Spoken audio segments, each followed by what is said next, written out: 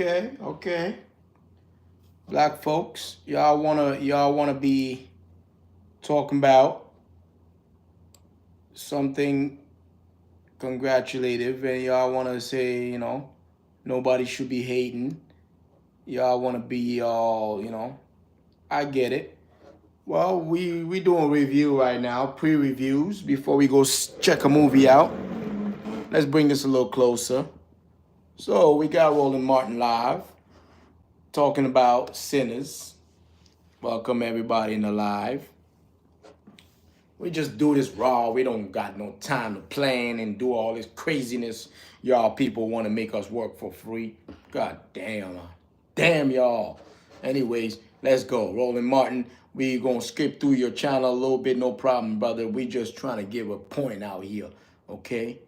This is only about a 20-minute podcast. 21 to be fair. 21 minute. Winner chicken dinner. My name is the Mad Director, because I'm always mad at the greedy ass people pretending that only they can tell their fucking vision, or they can put their apps, or they can put their bullshit ideas out here without understanding how to use data to search for the best ideas to be funded. We sick of this shit. Anyways, let's listen in before I tell y'all my 7-minute rant. Huge weekend for director Ryan Coogler, actor Michael B. Jordan, and the whole cast of the movie Sinners, folks. Man, they set a record for an original movie, the highest grossing original movie since 2019. They took in $48 million at the domestic box office. Again, setting the new mark for the best box office launch for an original film since the pandemic. It has gotten a huge response on Rotten Tomatoes. Go to my iPad. On Rotten Tomatoes, they're earning 98% critics and a 97% audience score, the highest score for a studio-wide release since Universal DreamWorks' The Wild Robot. They earned an A on CinemaScore, marking the first time in 39 years that a horror film has earned a grade that high from the audience. That is absolutely huge, and they expect to do big business the next several days. Actor Okay. is in the movie. Kudos. Right now, Omar, glad to have you here. Man, y'all all got to feel pretty doggone good. Come on. These sinners got blessed this weekend. It worked out. The thing that's also amazing and very interesting here, I've been seeing all these folks talk about this deal that Ryan Coogler cut, where he gets ownership of the film in 25 years. And boy, some folks, they hot and bothered. Well, they got them upset. Yeah, but here's the deal, though. If the movie tanked, they wouldn't be saying nothing. See, the reality is... we've seen quite a few headlines that kind of intimated that they wanted the film to tank. Yeah, absolutely. And an audience has turned out in record numbers. And what's great about this wasn't a cape, it wasn't a superhero, it was an original idea. And I think that's what the public has been craving, something new, fresh, original, and not a sequel or a prequel or the 10th or the 11th of the same concept. Yeah. Well, and I think you've been a trailblazer in this with your company and with your show. I'm a longtime viewer and listener. I want to tell you, I appreciate the love that you always gave Jasmine and I on Ballers, because you were always a vocal supporter, and I appreciate that. And in kind, I try to return the support on your network. And I think that the big thing that we're seeing is it's on us. It's on us as business people, as entrepreneurs, as the electorate, top to bottom, it's on us. And we have to do what we can to reward the people who actually give us what we want and what we need. Ryan got rewarded by the audience. Well, before we finish saying that, these guys always want to come out and say something so, like, I'm talking about black people, by the way. We don't understand the greed that exists in this industry. One project, one goddamn film maker, one actor, one nigger in a dream. Why can't we see through the lines? Why can't we cut this bullshit? But let's continue with this fellow's word. I mean, he's happy, he's put on. Here you go. It's like everybody can be on, but nobody want to tell people that, listen, you can cut a $30 million budget into 7 ways, okay? And still make each movie make over $100 million. Believe me. You don't need Ryan Coogler and his so-called vision to tell a story. Because he delivered a picture which was original, entertaining, educational, nostalgic, and it's something that just lands on you and sticks with you because he accurately portrayed a dynamic portrayal of us as people. No, it's bullshit. It's so bullshit. I can't stand these boule thinking brothers and sisters out here. We're tired of you boule brothers and sisters. Maybe we got to start skipping a lot of you people and what you're saying. What's also just great about it, I mean... Well, let's just skip it. I haven't checked the movie out yet. I don't want to hear your I boasting. too got mesmerized by the music. I too got mesmerized by the visuals. Okay. And even if you look at the clip where Ryan did the piece where he's explaining the different ways to see the film, and that went viral. Because this man has so much passion for what he does, and he has such a clear vision, him and his wife, for what they were doing. It translated onto the celluloid, and then it hits you. Really hits you. Goes to show you the power of art and the power of film. Well, Mr. Ryan Coogler, if you can, legacify yourself, sir. There's a lot of brothers out here that are directors too. A lot of sisters out here that are directors too. Maybe you need to pull out a challenge. A 48-hour film festival. 48-hour challenge contest where we can tell stories 5 to 12 minutes or 3 to 7 minutes. Because at the end of the day, believe me, you can get all the accolades all you want. The truth of the matter is we know what's behind you is a money machine. It's a money printing machine. And no matter what you do, nobody believes your talent as your peers would believe your talent if you decide to go about this guerrilla filmmaking style with a pilot program such as Me Flicks, My Experience Flicks. Because no matter what, our incubator is going to keep contacting black filmmakers. Stop pretending to be the best ever. Because these white boys don't give a damn about your film. They just want to see you make movies to destroy your own people. They don't want to see you make movies to make your and exalt your own people. According to the Bible. Because y'all just coons out here and we sick of you. Folks, y'all got the trailer? If you got it, go ahead and play it. Let's see your coon-made trailer.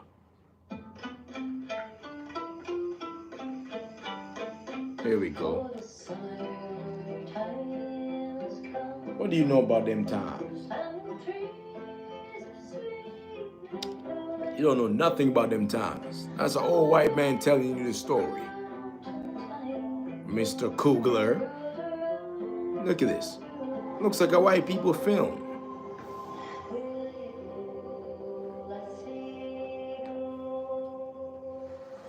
Rotten Tomatoes. No wonder they gave it 100%.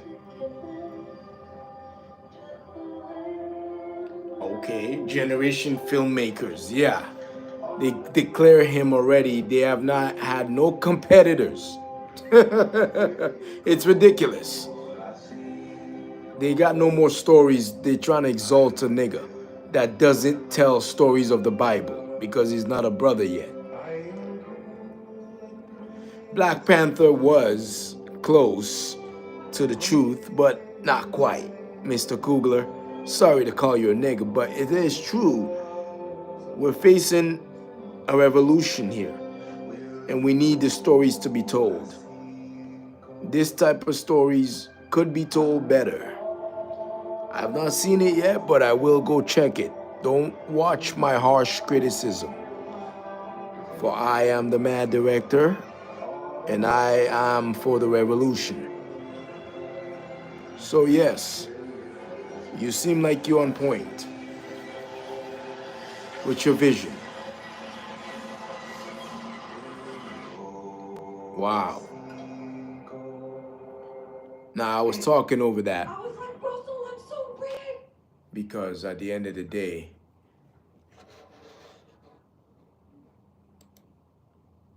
filmmaking is, in fact, visionary of God or vision of Satan, believe it or not.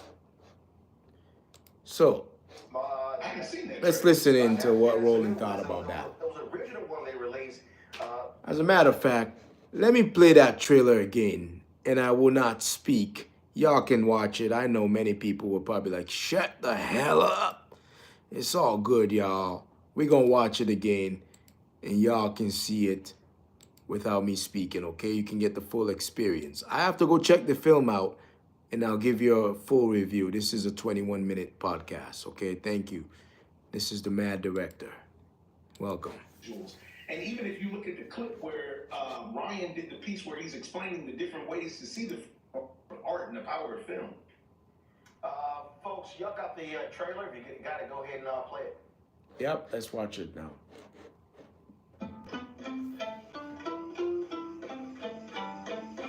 For the summer time has come, and the trees are sweet and growing. The wild mountain thyme grows around the way. Will you let see go? And we'll go together to the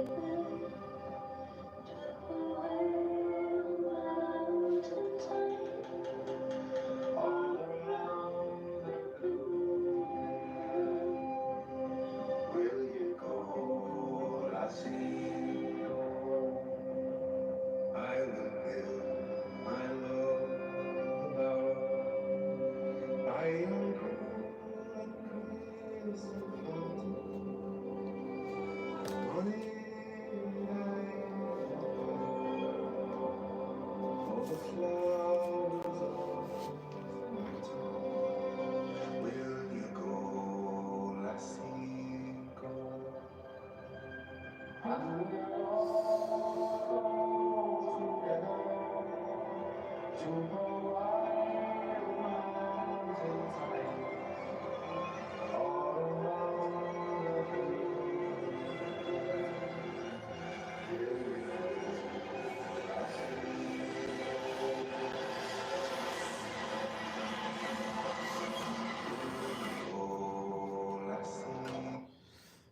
Man, what the hell was that?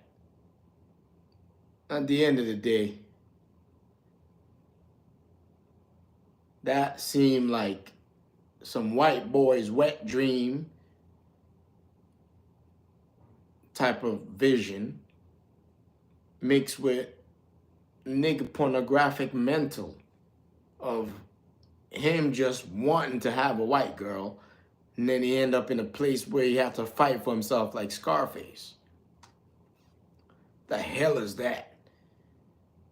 Man, I don't know if I want to see this, but it looks dark. It looks kind of like witchcraft. It looks like I don't need to see it to know the story, to know how it all went down.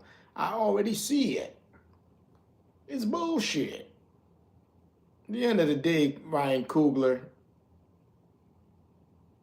you can't live up to Black Panther. We get it. But you need to understand you can if you consult with your brothers. We ain't trying to hear too much of what Roland Martin and them said, but let's hear what the hell they got to say. Okay. I haven't seen that trailer. That's a new one. It was an original one they released. That was the one they released last week. It's not bad. It looks like a good teaser. Talking about the powerful performance of Delroy Lindo. Oh, I've watched Delroy my entire career, and before I became an actor, I paid money to go see Delroy Lindo in films. Yeah, Delroy Lindo is a good actor. Kudos to him as well. Like when I was a child and saw Malcolm X in the theater. Mm-hmm. It's so great. Malcolm X was a great film. That was legacified. Malcolm X, speaking of that, was legacified. Ryan Coogler, Black Panther could have been legacified, but it still had a bit of a coon vision, meaning it's not quite the real vision of a coming Black Messiah. You know what I'm saying? Like, you don't understand what the Black Panther meant to our community. And yeah, it was cool what you did, comically, no doubt. But at the end of the day, we gotta understand, filmmaking is a revolution. And y'all are just the beginning of the nothing.